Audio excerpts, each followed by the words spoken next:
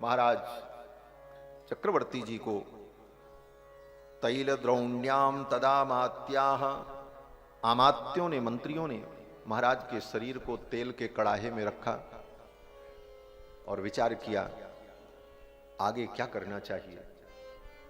गुरुदेव वशिष्ठ आए, मार्कंडे मुनि आए, जाबाली आए, कात्यायन आए, श्री दशरथ जी महाराज के दरबार के जितने धर्माधिकारी थे वे सभी धर्माधिकारी ऋषि लोग आए और सब ने कहा, विचार किया, भरत भी यहां पर नहीं है, लक्ष्मण भी नहीं है, शत्रुघ्न भी नहीं, रघुनंदन श्री राम वन में गए। दशरथ जी महाराज जो राजा थे इन्होंने शरीर छोड़ दिया, तो राजा के बिना राज्य तो अराजक हो जाता है। आपस में चर्चा हुई उन ब्राह्मणों की, ऋषियों की। कहते हैं नाराज के जनपदे स्वकम भवति कस्यचित, जिस राज्य में कोई राजा नहीं होता उस राज्य में किसी भी व्यक्ति की कोई वस्तु अपनी नहीं होती।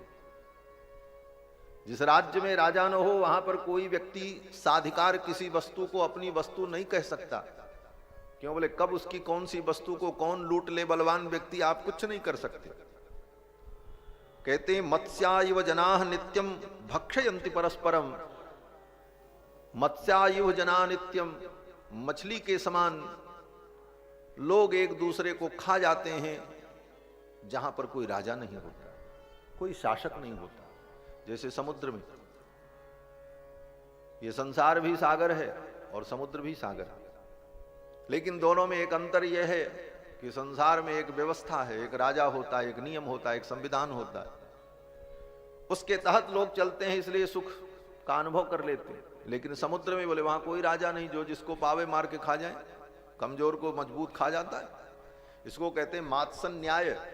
मात्सन न्याय के तहत कोई किसी का नहीं होता, अपने विवेक से बचने का प्रयास कर लो तो बच जाओ, अन्यथा दूसरा तुम्हें खा जाएगा।